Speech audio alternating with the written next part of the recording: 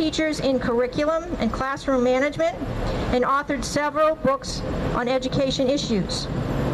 Peg Luksic will speak to the fundamentals of Common Core. Peg?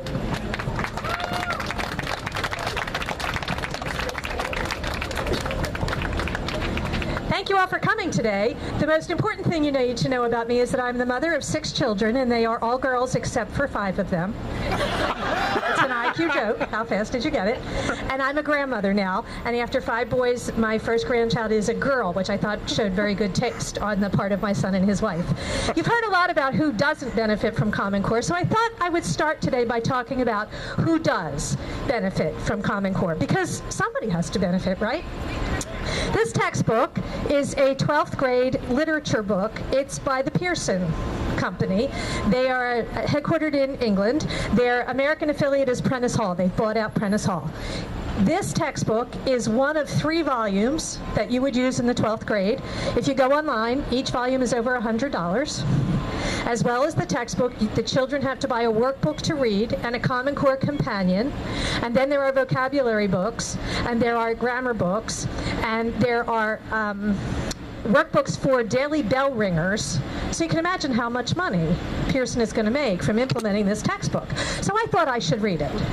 So I bought the book, and when I opened it up to the very first page of the children's book, the very first thing that they tell the children in a 12th grade literacy book in Common Core standards, which you remember we're supposed to promote high levels of literacy in our children, the very first thing they tell the children is that every selection in the book is available in audio format online.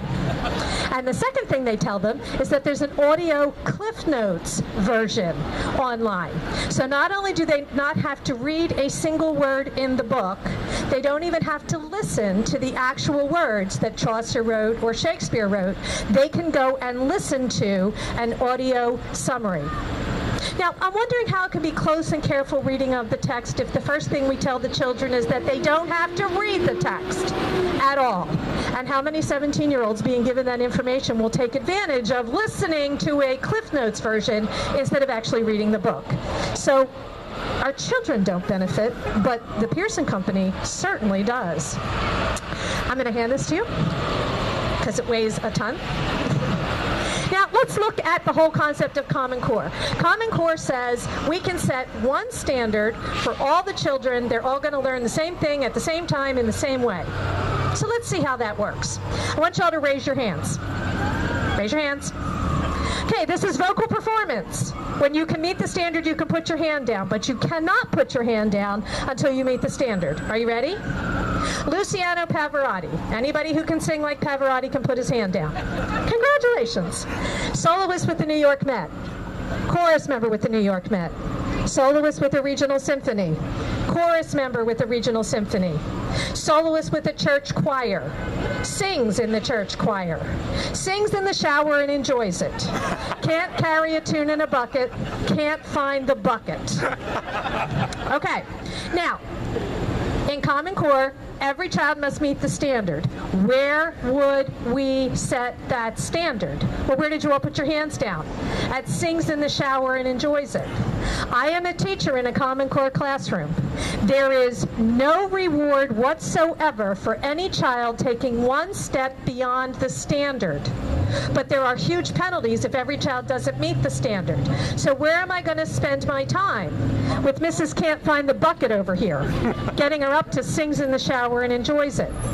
In fact, the studies show that when you attempt to set one standard, and it's a high-stakes standard, the first thing that happens is that teachers narrow their focus in classrooms to the children immediately above that minimum standard and immediately below that minimum standard.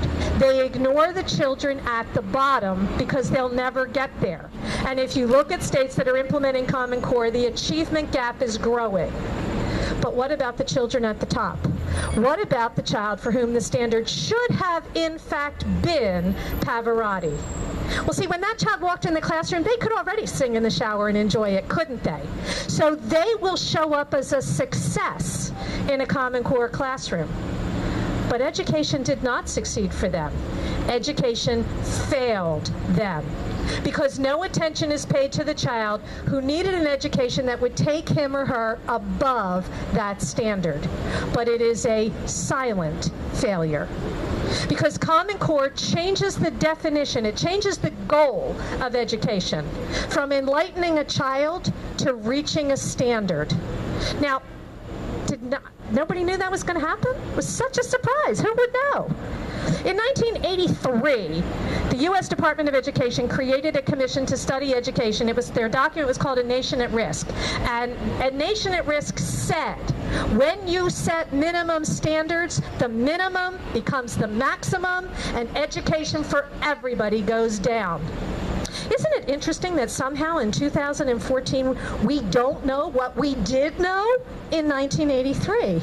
One would wonder if the folks in the Department of Education listened to the Cliff Notes version of their own research and didn't read it, because somehow they have forgotten that. Now let's talk about the whole concept of standards and how that relates to curriculum, because if you've been involved in this debate at all, what you hear is, these are just standards. It's not curriculum. It has nothing to do with curriculum. That's totally local. These are just standards. That's educational poppycock. Standards that don't drive curriculum are not worth the paper that they're written on. Let me show you this way.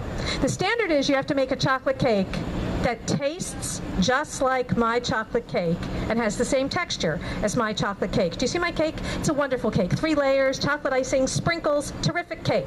The assessment is, I'm coming to taste your cake. How many recipes can there be? 1. Because if you change anything, it won't taste the same.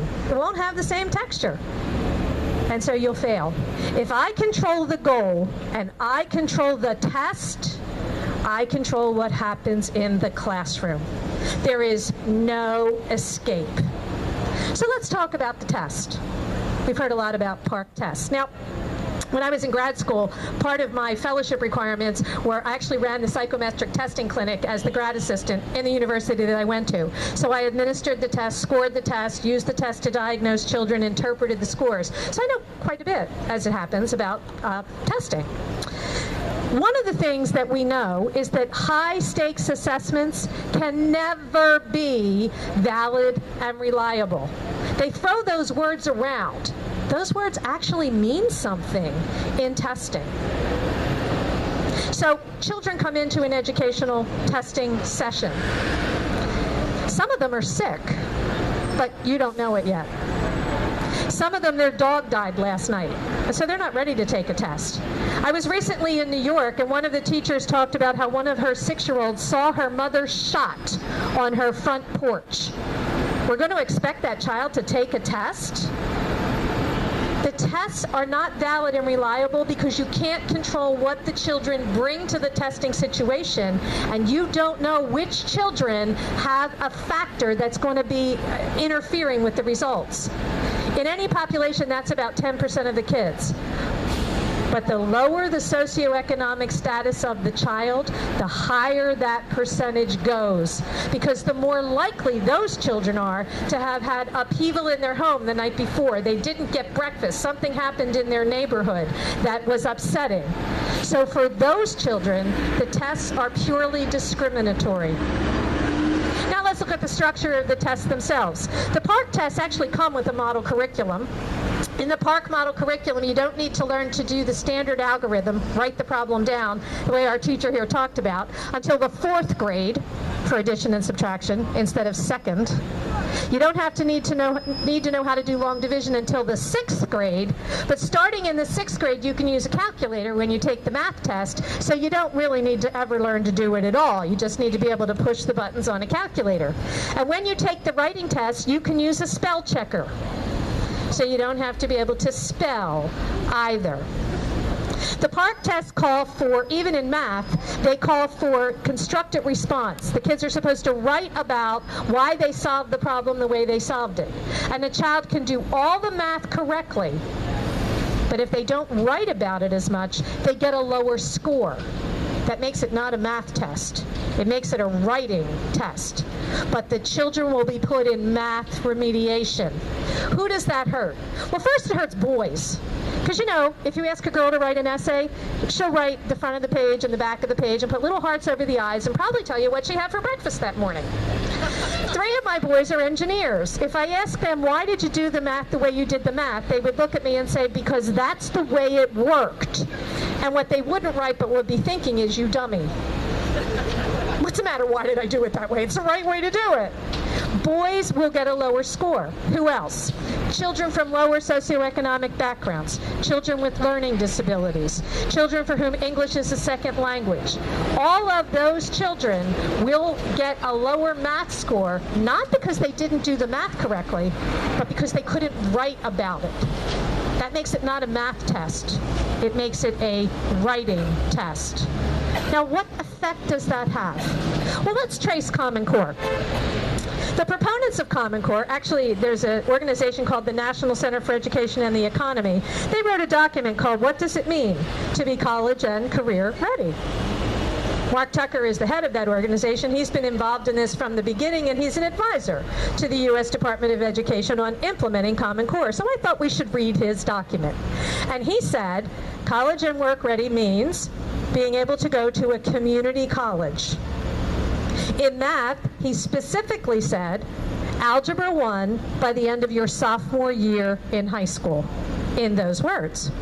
Because, the document says, since most community colleges start with Algebra 1, why would you need to learn Algebra 2 in high school to go to college and take Algebra 1? The document says, only 5% of the careers out there need any math more than Algebra 2. I'm not sure what planet Mr. Tucker lives on, that only 5% of the careers out there need any more than Algebra 2, because that's in fact not correct. But let's give him his 5%. And the document says if you don't need it for a career, it's a waste to teach it to you. So which 5% of the children will be allowed to go beyond Algebra 2? And who decides who they are? Now, Mr. Tucker's statement is interesting, because remember that U.S. Department of Education that did studies on education? In 1999, they published a study called Answers in the Toolbox, and what that study found was that the biggest single factor in children succeeding in college was math beyond Algebra 2 in high school. In fact, if you got beyond Algebra 2, you more than doubled your chances of getting a bachelor's degree successfully.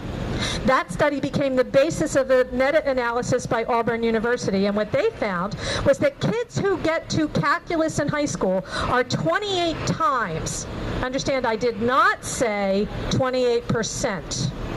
I said 28 times. That's 2,800% more likely, not just to go to college, but to be a high achiever in college, regardless of race, socioeconomic status, the kind of high school you went to, or the major that you took, because the skills involved in getting to calculus, problem solving, thinking rationally, laying things out in an organized fashion, translate to every major. Now, does that mean every child should take calculus? Of course not. Does that mean every child should go to college? Of course not. But it does mean that no public entity should create education policy that denies our children the chance to open doors of opportunity by slowing down their progression in math on purpose. This is educational malpractice.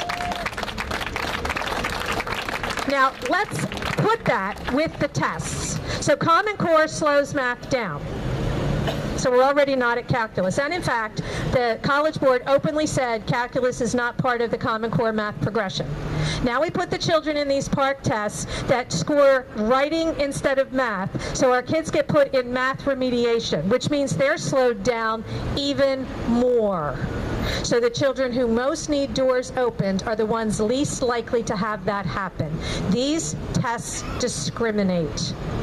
They are designed to make our children common, on purpose, on purpose.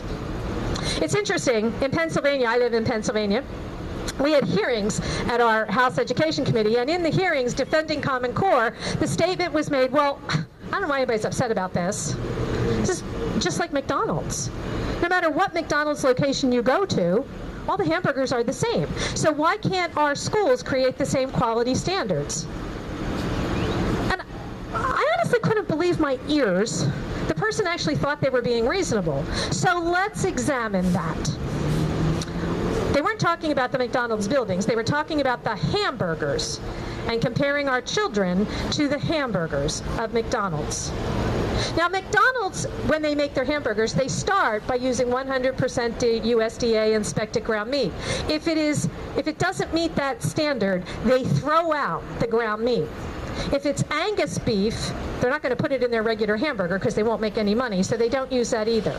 So which of our children will be discarded because they weren't the right raw material? Because McDonald's starts with identical ground meat to make identical hamburgers. I've never met two children that were identical. I have two nieces that are identical twins, and I can tell them apart because they're not exactly identical, even though they are. There is no such thing as identical children. So at that level, it doesn't work. If we're going to make it work, we're going to have to discard the children that don't measure up. Who are they?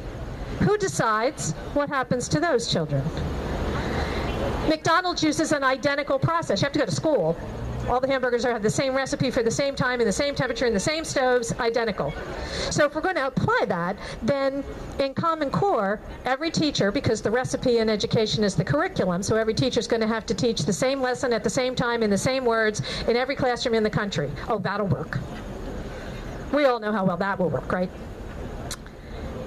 The hamburger at McDonald's, that's not the client. The hamburger's the product. When did our children move from the clients of the educational system to the product? And if they're the product, who is the client? And is education supposed to serve someone other than children? Does anybody think that the ground meat likes what's done to it to turn it into a hamburger? When was the last time you thought about how the ground meat felt at McDonald's? We don't do something for the ground meat. We do something to the ground meat. Common Core then isn't something we're doing for our children. It's something we're doing to them, for someone else. You know, I get asked a lot, can you sum this up? Because it's such a big, huge topic. So can you sum this up? Yes, I can. In Common Core, the goal of education moves from enlightening a child to reaching a standard.